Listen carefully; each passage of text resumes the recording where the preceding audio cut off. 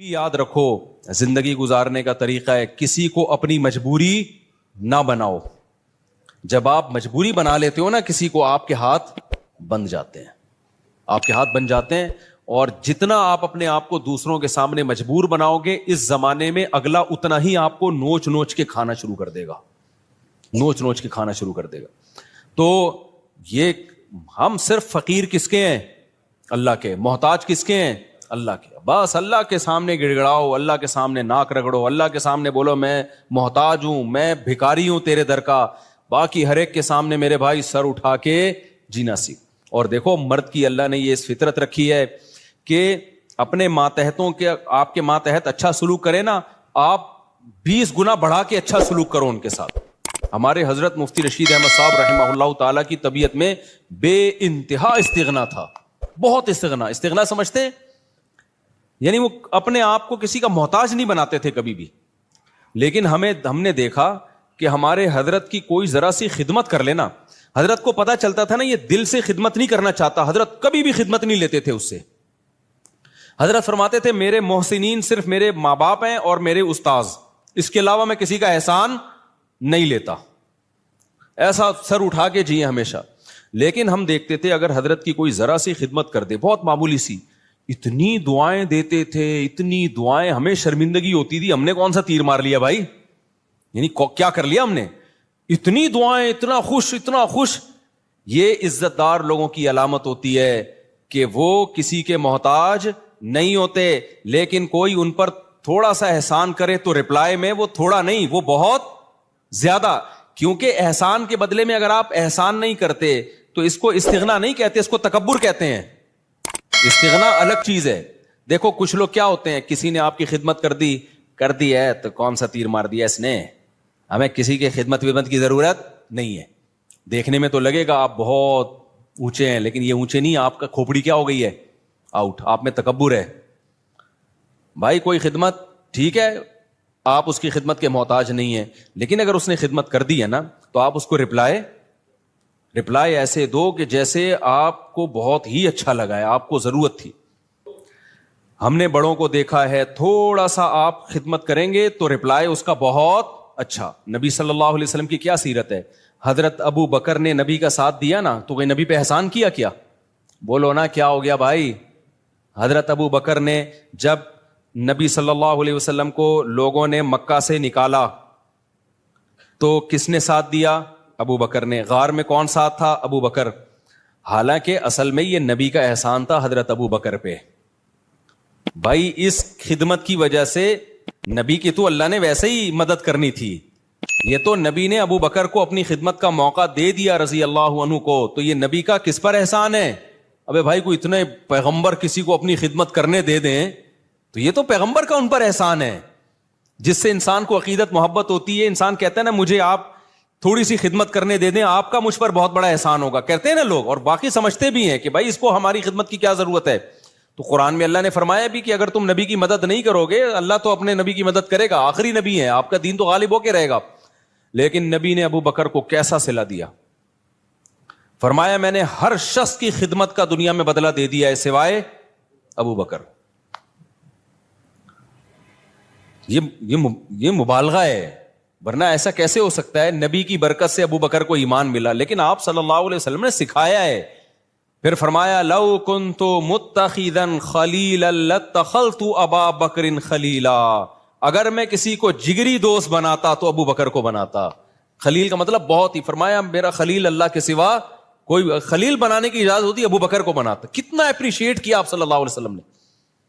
حضرت معاذ ابن جبل, انہوں نے نبی کی خدمت کی, نبی کا ساتھ دیا جنگوں میں, کیسا صلہ نبی نے دیا. آپ صلی اللہ علیہ وسلم نے کیا فرمایا, انی احبک فی اللہ, اے معاذ میں تجھ سے اللہ کے لیے محبت کرتا ہوں. جس سے آپ کو محبت ہونا, صحابہ کو پیغمبر سے کس قدر محبت تھی. پیغمبر کی زبان سے جب یہ لفظ نکلا ہوگا تو صحابی کی کیا کیفیت ہوئی ہوگی, آپ سوچو. جب انہوں نے یہ سنا نا تو رونے لگے. تو کیا یہ نبی اپریشیٹ کر رہے ہیں, حوصلہ افزائی کر رہے ہیں. حضرت خالد ابن ولید رضی اللہ تعالیٰ نے جب جنگ جتوائی ہے تو آپ نے کیا فرمایا؟ سیف من سیوف اللہ، اللہ کی تلواروں میں سے ایک تلوار. یہ نبی کی سیرت سے ہمیں پتہ چلتا ہے کہ نبی کے ساتھ کسی نے تھوڑا کیا تو نبی نے رپلائی میں بہت بڑھا کر اس کا بدلہ دیا ہے. تو اس لیے جو خاندانی لوگ ہوتے ہیں نا، عزت دار لوگ ہوتے ہیں، وہ ہمیشہ سر اٹھا کے جیتے ہیں. وہ کسی کی خدمت کے محتاج نہیں ہوتے. وہ سسرال کے جہیز کے محتاج، بولتے کیوں نہیں بھائی، نہیں ہوتے. وہ نہیں کہتے ہمیں یہ چاہیے، صوفہ چاہیے، بیڈ چاہیے، الماری چاہیے، نہ ہمیں کچھ نہیں چاہیے. ہم عزت دار لوگ ہیں بھائی، ہم خرچہ خود اٹھاتے ہیں. لیکن اب ایسا نہیں ہو. لوگ کیا کرتے ہیں، جہیز کے خلاف بیان سن سن کے نا، یہ بھی مارکیٹ میں اس طرح کے لوگ آ رہے ہیں، جہیز کے خلاف بیان سن سن کے ہمیں کچھ نہیں چاہیے، ہمیں نہیں چاہیے، ہمیں نہ گاڑی چاہیے، ہمیں نہ موٹر سائیکل چاہیے، ہمیں نہ گھڑی چاہیے. ہم عزت دار لوگ ہیں، ہم سسرال کے ٹکڑوں پہ پلنے والے لوگ نہیں ہیں. ٹھیک ہے جی، آپ کی شادی ہو گئی، سسر صاحب نے لا کے کوئی گھڑی گفٹ کر دی، ہمیں نہیں چاہیے، ہم عزت دار لوگ ہیں. اب یہ کیا ہو رہی ہے بھائی؟ بھائی آپ کو نہیں چاہیے نا، اب بغیر چاہت کی ایک چیز مل رہی ہے، آپ لیں جناب، آپ کا بہت بڑا احسان ہے. یہ نہیں بولیں یہ سستی والی لا کے پکڑا دی آپ نے مجھے، ٹھیک ہے نا حضرت یہ بڑی خدمت ہے آپ کی، اللہ آپ کو جزائے خیر دے، ہم تو بہت شکریہ آپ کا. تو اس میں اس کو اپریشیٹ کرنا چاہیے، کیونکہ اس کے سامنے کہنا کہ ہمیں نہیں چاہیے، یہ پھر استغنا نہیں ہے، بلکہ یہ کیا ہے؟ تکبر. سمجھتے ہو کہ نہیں سمجھتے؟ تو بڑا جب کوئی چیز دے تو آپ سینے سے لگائیں اس کو کہیں کہ بھائی بہت بڑی چیز مل گئی. آپ کے ابا، آپ کی اماں آپ کو کچھ گفٹ دے. حضرت مولانا شرف علی تھانوی رحمہ اللہ تعالی کی زوجہ نے ان کے لیے بڑی محنت سے ایک اچکن بنائی. اچکن پتہ ہے کسے کہتے ہیں؟ پہلے زمانے میں ہوتی تھی اچکن ہی ہے نا، کچھ اور میری اتنی دیر میں تو لغت اور چینج ہو جائے گی میرے بھائی. تو ہیں اچکن، کچھ اچکن کہتے ہیں، کچھ وہ نہیں ہوتی ایک وہ پورا چوغا سا پہنا جاتا.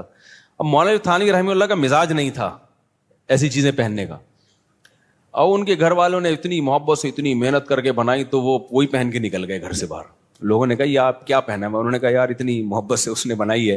اب میں یہ نہیں کہہ رہا آپ کی بیگم کچھ بھی آڑا ترچا پہنا دے، آپ دسترخوان پہنا دیا، آپ محبت سے باہر نکل آئے تو لیکن کوئی بھی آپ کے ساتھ تھوڑی سی بھی خدمت کرے تو جواب میں اس کو دعا دینی چاہیے، اس کو بہت زیادہ اپریشیٹ کرنا چاہیے، لیکن محتاج کسی کا انسان بن کے نہ رہے. ایک طرف لوگ بہت زیادہ ٹینشن میں بچوں کو مارنا پیٹنا، ہر وقت برا بلا کہنا، یا گھر میں ایسا ہر وقت ماحول بنا کے رکھنا، اور ایک طرف گورا ہے اس نے ٹینشن فری بنا دیا. یہ دونوں چیزیں فطرت سے کیا ہے؟ بغاوت. اسلام ہے وَكَذَلِكَ جَعَلْنَاكُمْ أُمَّةً وَسَطًا. اسلام نے کہا نہ ساری خواہشات تمہیں نہیں پوری کرنے دوں گا میں، بہت ساری جگہوں پہ تمہیں اپنی خواہش کو کچلنا پڑے گا. تمہاری وہ لگژری لائف ہو ہی نہیں سکتی جو غیر مسلم کی ہوتی ہے. شراب پینے کا دل چاہے گا، نہ، پابندی ہے. بوڑھے ماں باپ کی بات میں کر رہا تھا، وہ ڈانٹتے ہیں ڈپٹتے ہیں، آپ نے برداشت کرنا ہے. اس سے سب سے بڑا فائدہ پتہ ہے کیا ہوگا؟ جب آپ اپنے بچوں کے سامنے اپنے بوڑھے باپ کی برداشت کرو گے تو سمجھ لو آپ کا بڑھاپا اب جنت. نہیں آئی میرا خیال ہے بات؟ آپ کا بڑھاپا کیا ہے؟ جنت. آپ کا بچہ سیکھے گا بھائی ہماری پرمپرا ہے کہ بڑوں کے سامنے آواز. دیکھو میں 1 گھنٹہ تقریر کروں نا کہ باپ کے سامنے مت چیخو، باپ کی خدمت کرو، خدا کی قسم اس کا 1% شاید اثر ہو جائے. لیکن میرا باپ زندہ ہو اور میں اولاد کے سامنے ان کی خدمت کر رہا ہوں اور باپ کی مار برداشت کر رہا ہوں، وہ مجھ پہ ہاتھ اٹھا رہا ہے مگر میں اس کے سامنے آواز اونچی، مار کھا کے بھی میں مسکرا رہا ہوں. یہ 6 گھنٹے 10 گھنٹے کے بیانات اور کتابیں ایک طرف، اس سے آپ کیا بچے کو جو موٹیویشن ملے گی نا، وہ سمجھ جائے گا بھائی ہمارے ہاں ہوتا ہی یہی ہے کہ باپ کے سامنے آواز نہیں بلند کی جاتی. اس کو رائٹ ہے کہ وہ مارے، وہ ہاتھ اٹھائے، اس کو یہ حق دیا ہے خدا نے. اب تک ہمارا کلچر بچا ہوا کیوں تھا؟ باپوں کے سامنے ماؤں کے سامنے چیختے نہیں تھے. کیوں بچا ہوا تھا؟ اس لیے کہ دیکھتے آ رہے باپ. اب سیٹ اپ ختم ہو گئے نا، تو شادیاں دیر سے ہو رہی ہیں، بچے پیدا ہی ایسی عمر میں ہوتے ہیں کہ آپ کے باپ کا انتقال ہو چکا ہوتا ہے. یہ بھی ایک بڑا نقصان ہے. پہلے لوگ بچے دیکھتے تھے ہمارے ابا اپنے ابا کی ایسی خدمت کر رہے ہیں. ہم نے ایسے خاندان دیکھے ہیں کہ دادا بیٹھا ہوا ہے نا، مجال ہے کوئی منہ سے آواز بھی نکال لے، وہ پتہ چلتا تھا واقعی دادا ہے. اب دادا ایک لقب رہ گیا، محلے کا دادا آ رہا ہے. جو سچی مچی کا دادا ہے گھر میں, اس کی کوئی 2 ٹکے کی ویلیو نہیں ہے, وہ بیچارہ کھانسنے کے لیے ہے بس, اس کی کھانسی سے بھی تکلیف ہوتی ہے, جراثیم پھیلا رہا ہے گھر میں بیٹھ کے وہ. تو اسی طرح میرے بھائی, جو عورت شوہر کے سامنے آواز پس رکھتی ہے, اس کی بیٹیاں بھی کیا کرتی ہیں, تبھی کہیں رشتہ لینے کے لیے جایا کرو نا تو یہ دیکھا کرو میری ساس کا میرے سسر کے ساتھ ایٹیٹیوڈ کیسا ہے. یہ بہت امپورٹنٹ بات ہے. اگر وہ ساس اپنے شوہر کی غیبتیں کر رہی ہے اور وہ اب میرے میاں ایسا ہے تو بیوقوف ہے, مجھ سے پوچھو کہاں شادی کرنی ہے کہاں نہیں کرنی, ان کو کیا پتا بیچاروں کو, اور وہ چیخنا چلانا چل رہا ہے, تو سمجھ لو کہ 90% چانس ہے کہ آپ کی بیگم بھی آپ کو طبیعت سے, ایک لگایا آپ نے تو آگے سے کیا کتنے لگائے گی, وہ 4 لگیں گے رکھ کے. یہ ہوتا ہے مارکیٹ میں, چلتا ہے. تو یہ تو ماحول ہے بھائی نبی صلی اللہ علیہ وسلم کے. دیکھو میں جب نیا نیا دین کے علم کی طرف آیا نا تو مجھے بہت زیادہ اشکال ہوتے تھے کہ نبی صلی اللہ علیہ وسلم نے ہر چیز زبان سے بتا کے لکھوا کے چلے کیوں نہیں گئے. آپ بتا دے پڑوسیوں کے یہ حقوق ہیں, گھر والوں کے یہ حقوق ہیں, فلانوں کے یہ حقوق ہیں, یہ حقوق ہیں, پوری زندگی ایک مرتب کر کے چلے جاتے. نہ فقہ جو مرتب ہوا ہے نا پیغمبر کی سیرت سے ہوا ہے, پیغمبر سے عمل کروایا گیا ہے. کیونکہ نبی کا کام صرف مسئلہ بتانا نہیں ہے, مسئلے پہ شریعت پہ لوگوں کو چلانا ہے. چلانے کے لیے ضروری ہے کہ صحابہ آپ کو خود چلتا ہوا دیکھیں اس پہ. تبھی تو اللہ نے فرشتے کو نبی بنا کے نہیں بھیجا. فرشتہ اگر نبی بن کے آتا نا تو پتہ ہے کیا کہتا, جب رمضان کا چاند نظر آئے تو روزہ رکھ لینا, اور جب عید کا چاند نظر آئے تو روزے چھوڑ دینا. بس بھائی ہم کہتے ہیں نہ یہ اس کو تو نہ رمضان اس کی صحت پہ کوئی فرق پڑتا ہے نہ شوال, لیکن صحابہ دیکھ رہے ہیں یار نبی صلی اللہ علیہ وسلم کیسے روزے پہ روزے رکھ رہے ہیں. تو جب تک انسان کا عمل سامنے نہیں ہوتا موٹیویشن نہیں ملتی ہے. دیکھو میں ایک اور مثال دیتا ہوں. صلح حدیبیہ کے موقع پہ مشرکین مکہ نے صحابہ کو عمرہ کرنے سے روک دیا. اب عمرے کا احرام باندھا ہوا ہے سب نے. آپ کو مسئلہ پتا ہونا چاہیے کہ جب ہم عمرے کا احرام پہن لیتے ہیں, لبیک اللہم لبیک کہہ دیتے ہیں, تو جب تک طواف اور سعی نہ کر لیں وہ احرام اتارنے کی اجازت بولو نہیں ہے. بالکل ایسے جیسے تکبیر تحریمہ کے لیے نیت باندھ لی نا, تو جب تک 2 رکعتیں پڑھ کے سلام نہیں پھیرو گے آپ کو نیت توڑنے کی اجازت نہیں ہے, گناہ ہے نیت توڑنا. تو ایسے ہی احرام جب ایک دفعہ باندھ لیا جائے نا, تو جب تک عمرہ نہ ہو جائے آپ اس احرام کو نہیں کھول سکتے.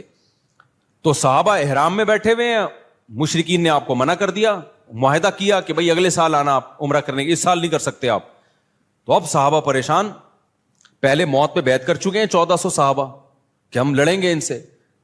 تو موت پہ بیعت بھی ایسے جذبات بنے ہوئے ہیں, بھائی ہم نے تو ان سے لڑنا ہے, موت پہ بیعت کر کے تیار بیٹھے ہوئے لڑائی کے لیے. اب شرطیں ساری کافروں کی مان رہے ہیں, اور پھر مزید شرط یہ کہ عمرہ کرے بغیر احرام بھی کھول دو آپ, یعنی سر منڈا لو پہلے ہی اور احرام کھول کے دم دو. تو یہ تو اور ان پہ شاک گزرا کہ بھئی یہ تو ذلت در ذلت در ذلت ہے, ہم کیسے مشرکین کے کہنے پر ہم عمرہ چھوڑ دیں اور سر منڈا کے احرام کھول دیں, یہ تو بڑا مسئلہ ہے. نبی صلی اللہ علیہ وسلم نے صحابہ سے فرمایا بھائی سر منڈاؤ اور احرام کھول دو. کوئی بھی نہیں کھول رہا, ٹھیک ہے نا بھائی, ہم کیسے کر لیں کیسے کر لیں, سب ڈر رہے ہیں کہ بھئی ہم یہ تو عمرے کا احرام باندھا ہوا ہے, ہم دباؤ میں آ کے کیسے کر لیں بھائی. تو آپ صلی اللہ علیہ وسلم پریشان ہو گئے کہ بھئی میں سب کو کہہ رہا ہوں کہ سر منڈا لو اور احرام کھول دو, لیکن کوئی بھی نہیں کر رہا یہ کام. آپ کہہ سکتے ہیں بھئی صحابہ نبی کی نافرمانی کیسے کر رہے ہیں. دیکھیں نبی کی حکم کی 2 حیثیتیں ہوتی ہیں. بعض دفعہ آپ صلی اللہ علیہ وسلم کوئی حکم دے رہے ہوتے ہیں, صحابہ یہ سمجھتے ہیں شاید یہ کوئی سیاسی حکم ہے, یعنی ہماری آسانی کے لیے دیا جا رہا ہے, یہ کوئی واجبی حکم نہیں ہے, ہماری آسانی کے لیے. عزیمت اسی میں ہے کہ عمرہ کیا جائے. ہوتا ہے نا بعض دفعہ آپ کسی کو اجازت دیتے ہیں, چل بھائی چھٹی کر لے تو, آج تو چھٹی کر لے. وہ ٹیچر چاہتا ہے کہ سبق ہو لیکن کہتا ہے کر لے چھٹی, تو طالب علم کہتا ہے نہیں سر ہم پڑھیں گے. ایسے ویسے مارکیٹ میں ہے نہیں, لیکن ایک مثال دے رہا ہوں میں. تو اور اتنے اچھے ٹیچر بھی نہیں ہے کہ آپ کا چھٹی کرنے اور کیا نہیں پڑھو, وہ بھی کہتا ہے جا. کراچی میں تو 1 بوند برسنے سے پہلے ہی 1 مہینے کی اسکول کی چھٹیاں ہو جاتی ہیں, ابھی 2-4 بوندیں اور پڑ گئی تو 6 مہینے کی چھٹی. خیر, تو نبی صلی اللہ علیہ وسلم کو پھر حضرت صفیہ نے مشورہ دیا, آپ کی زوجہ نے فرمایا یا رسول اللہ آپ ان لوگوں کو آرڈر نہ کریں, آپ سر منڈا لیں احرام کھول لیں بس.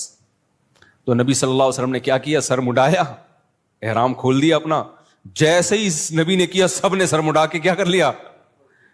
اس سے پتا چلتا ہے نبی کی بھی اسپیچ اثر نہیں کر رہی ہے. آپ پریشان ہو گئے بھائی یہ مان کیوں نہیں رہے میری بات. لیکن جیسے ہی عمل کیا ہے نا ایک دفعہ بھی, اور مشورہ کس نے, آپ کی زوجہ نے دیا کہ حضرت صفیہ نے, کہ آپ نہ بولیں لوگوں کو, آپ صرف یہ کام کر لیں, آپ سر منڈا لیں اپنا اور آپ احرام کھول دیں. جیسے ہی کیا سب نے فوراً. تو اس سے صاف پتہ چلتا ہے بھائی آپ ایک ایک دو دو گھنٹے کی تقریریں کرتے رہیں اثر نہیں ہوتا. آپ اپنے گھر کا ماحول بنانا چاہتے ہو نا, خود کیا بن جاؤ, انسان کے بچے بن جاؤ, صحیح ہے نا, ماحول آہستہ آہستہ سیٹنگ پہ آنا شروع ہو جائے گا. اپنے بڑوں کی خدمت کر کے دکھاؤ, اپنے بڑوں کو رسپیکٹ دو, اپنے بڑوں کا احترام کرو. آج ہو کیا رہا ہے, مائیں اپنے بچوں کے سامنے نا بچوں کے چاچو کی غیبتیں کر رہی ہوتی ہیں. تمہارا تو چاچو ایسا ہے, تمہارا تو باپ ایسا ہے, تمہارے باپ سے. ایک صاحب مجھے کہنے لگے 40 سال ہو گئے میں یہ اپنی بیگم کی خدمت کرتے ہوئے, بیگم بچوں کے سامنے کہہ رہی تھی تیرے باپ نے ہمیں دیا کیا ہے. اچھا بس ختم کر, تمہارے باپ نے جو ہے نا کیا ہمیں کچھ بھی نہیں. تو میں نے کہا پھر آپ کیا جواب دیتے ہیں؟ کہہ رہے میں کہتا ہوں میں معذرت چاہتا ہوں بیگم, میں آپ کی صحیح خدمت, کیونکہ اگر وہ بچوں کے سامنے کہہ دے نا کہ یہ غلط کہہ رہی ہے تو ایک جنگ چھڑ جائے گی. کیا ہو جائے گا؟ بچے دیکھیں گے اماں ابا ہمارے دونوں کیا ہیں, فائٹر ہیں.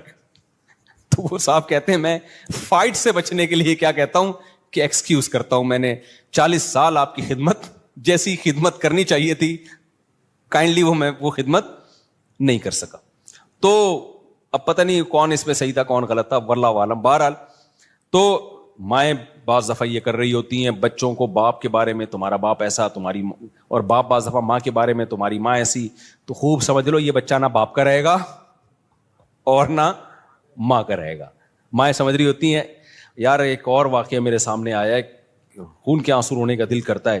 ایسے واقعات بھی آتے ہیں, ماں بیمار ہوئی ہے نا, اب بچہ ماں کی زیادہ خدمت کر رہا ہے تو باپ کو غصہ آ رہا ہے. باپ بیمار پڑا ہوا ہے, بچہ باپ کی بہت خدمت کر رہا ہے تو ماں کو غصہ آ رہا ہے کہ کیوں ابا کو اتنا کیوں فری کرایا ہوا ہے. بس اعتدال سے رہو, زیادہ غلام بننے کی کوشش. یار تو اپنا بڑھاپا دیکھ لے بھائی. جو بچہ تیرے شوہر کی خدمت کر رہا ہے بیماری میں, جس کو تو کہہ رہی ہے مکھن لگا رہا ہے, چاپلوسی کر رہا ہے, چمچا بنا ہوا ہے, تو خوش ہونا چاہیے کہ کل وہ تیری بھی کرے گا ایسی خدمت. اس کو اس سے باغی بنا رہی ہیں. کتنا بڑا جرم ہے یار, کیسے بے وقوف لوگ ہیں کہ نہیں ہے. تو اس لیے صبر کا مطلب کیا ہے؟ اللہ نے جو کہا نا کہ صبر کرو, صبر, ان الانسان خلق ہلوعا, انسان جلد باز ہے, اس میں صبر نہیں ہے. تو یہ جو غیر مسلموں میں بے صبری پیدا ہوئی ہے نا, خودکشیاں, وجہ اس کی ہے کہ ان کی زندگی میں پابندیاں ختم. جب پابندیاں ختم تو یہ ان میں صبر کا مادہ ہی ختم ہو جاتا ہے. ذرا سی ٹینشن آئی, اور ٹینشن ان کی ریلیشن خراب والی ٹینشن ہوتی ہے. سب مادہ پرست بن گئے ہیں, ذرا سا پیسہ گیا تو سب کچھ گیا. یار بچہ 18 سال کا ہوتا ہے تو باپ کہتا ہے کہ کرایہ دے میرے گھر میں رہنے کا. سمجھ رہے؟ بچہ 18 سال کا ہوا نا تو باپ کہتا ہے تیرے باپ کا گھر نہیں ہے, ٹھیک ہے, کیا دے گا؟ کرایہ دے گا. اتنی مادہ پرستی جو سوسائٹی میں آ گئی ہو تو خودکشیاں نہیں ہوں گی کیا وہاں پہ؟ ریلیشن صرف کتے سے اور پیسے سے بس. تو میرے بھائی اپنے سسٹم کو بچاؤ. اللہ نے ہمیں بہت ساری پابندیاں لگائی ہیں, بہت ساری ٹینشنیں دی ہیں. نظر کی حفاظت کی ٹینشن, باپ اور ماں کی برداشت کرنے کی ٹینشن, بیوی کی کڑوی کسیلی برداشت کرنے کی ٹینشن. عورت کو حکم دیا, شوہر الٹا سیدھا ہے, کوئی بات نہیں بھائی, میاں ہے نا سرپرست ہے, تھوڑا سا برداشت کر لو. غلط کیا اس نے تھپڑ لگا کے, لیکن لگا دیا تو آگے سے رپلائی مت کرو ورنہ تمہارا ہی نقصان ہوگا اس میں. تو یہ جو پھر رمضان کے روزوں کی ٹینشن, شراب سے بچنے کی ٹینشن, یہ بہت ساری ٹینشنیں کیا کرتی ہیں, ہمارا جو امیون سسٹم ہے اس کو کیا کر دیتی ہیں, بوسٹ. پھر کبھی زندگی میں کوئی ٹینشن آئی تو اتنی ساری ٹینشنیں جھیلی بھی ہوتی ہیں کہ یہ ٹینشن ہمیں ہلکی لگتی ہے. بالکل وہ ایک جو بدماش تھا نا سعودیہ کے جیل سے چھوٹ کر آیا, مجھے اپنا واقعہ بتا رہا تھا, انڈیا میں بڑی بدماشیاں اس نے کی ہیں. کہہ رہا میں نے انڈیا میں اتنی جیلوں میں مار کھائی ہے کہ ایک دفعہ سعودی عرب میں پکڑا گیا تھا, تو جب وہ مجھے مار رہے تھے تو مجھے ایسا لگ رہا تھا گدگدیاں ہو رہی ہیں مجھے. میں نے اس کو پوچھا نا یار تجھے اتنا مارا, تو نے راز اگلا کیوں نہیں؟ وہ اپنی کمپنی کو بدنام نہیں کرنا, وہ یہ نہیں بتا رہا تھا میں فلاں کمپنی کا آدمی ہوں, کمپنی سے وفا کی اس نے. دیکھو اس نے کہا کہ اگر میں نے بتا دیا نا فلاں کمپنی کا ہوں تو کمپنی کا تو قصور تھا نہیں, لیکن کمپنی بدنام ہوتی, اس کا کاروبار بیٹھ جاتا. کہتا میں نے کہا میں کمپنی کا ملازم ہوں, مار کھاؤں گا, کمپنی کو بدنام نہیں کروں گا, جو میری غلطی ہے میری ہے, میں کمپنی پہ کیوں ڈالوں. اتنی مار کھائی لیکن منہ سے اگلا نہیں. میں نے کہا کیسے برداشت؟ کہہ رہے ہم عادی ہیں. لیکن اس کا فائدہ کیا ہوا برداشت کا؟ کمپنی کے اونر کو جب پتا چلا نا یار اس نے اتنی مار کھائی, ہماری کمپنی کو بدنام نہیں کیا, انہوں نے کمپنی نے اس کو پارٹنر بنا دیا اپنا. اب وہ ارب پتی ہے وہ آدمی, کروڑ پتی ہے وہ آدمی. سمجھتے نہیں ہو میرا خیال ہے بات. تو یہ جو میرے بھائی اسلام کی پابندیاں ہیں یہ آپ کو کیا کر دیتی ہیں؟ اسٹرانگ کر دیتی ہیں, مضبوط بنا دیتی ہیں. غموں کو جھیلنا آپ کے لیے آسان. اس لیے انسان کے بچے بن کے جو شریعت کی پابندیاں ہیں اس کو فالو کرو.